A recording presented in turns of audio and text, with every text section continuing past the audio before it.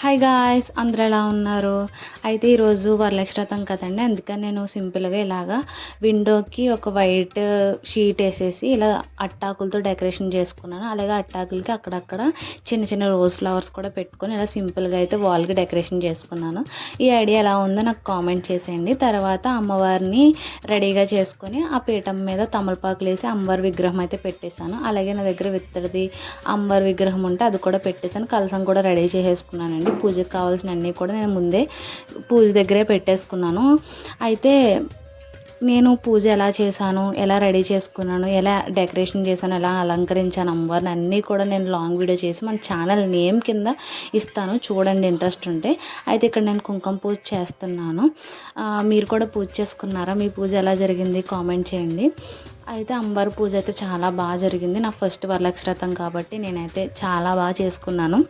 అంటే మ్యారేజ్ అయిన తర్వాత ఫస్ట్ వ్రతం కాబట్టి. అలాగే మన ఛానల్ ఫస్ట్ టైం చూసినట్టయితే ప్లీజ్ లైక్ చేసి, షేర్ చేసి, సబ్స్క్రైబ్ చేసుకోండి, మన ఛానల్ ఫాలో చేయండి. ఇలా అయితే మంచిగా కుంకుమ పూజ అయితే కంప్లీట్ అయిపోయిందండి. తర్వాత నేను అమ్మవారికి ప్రసాదాలు అయితే పెడతాను. ఫస్ట్ శనగలు పెట్టాను, నెక్స్ట్ వచ్చేసి శరన్నం పెట్టానండి, తర్వాత బెల్లం తనగలు పెట్టాను, నెక్స్ట్ వచ్చేసి ఉండ్రాళ్ళు పెట్టాను. తర్వాత అయితే గారెలు చేసామండి, గారెలు కూడా అమ్మవారికి పెట్టేశాను. నెక్స్ట్ ఐటమ్ వచ్చేసి పులిహార అండి, పులిహార కూడా పెట్టేశాము.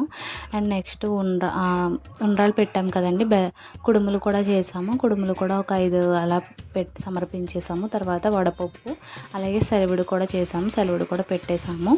నెక్స్ట్ వచ్చేసి బూరెలు చేసామండి, బూరెలు కూడా అమ్మవారి దగ్గర అయితే పెట్టేశాము. ఇంకా అయిపోలేదండి, ఇంకా ఉన్నాయి, ఇంకా ఫ్రూట్స్ పెట్టలేదు.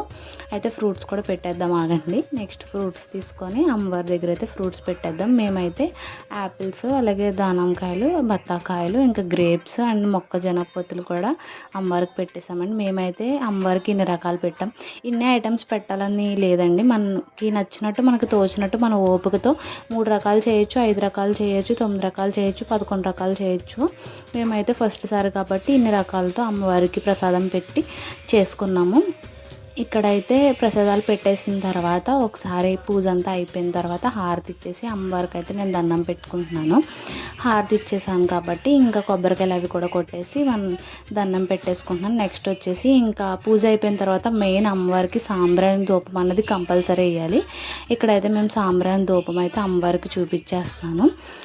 అమ్మవారి ఆశీస్సులు అందరికీ ఉండాలని మనస్ఫూర్తిగా కోరుకుంటున్నాను. నా వీడియో చూసిన ప్రతి ఒక్కరికి కూడా అమ్మవారి ఆశీస్సులు వెళ్ళాలని అనుకుంటున్నాను. అలాగే మన ఛానల్ లైక్ చేయండి please. Okay guys, bye, thank you for watching.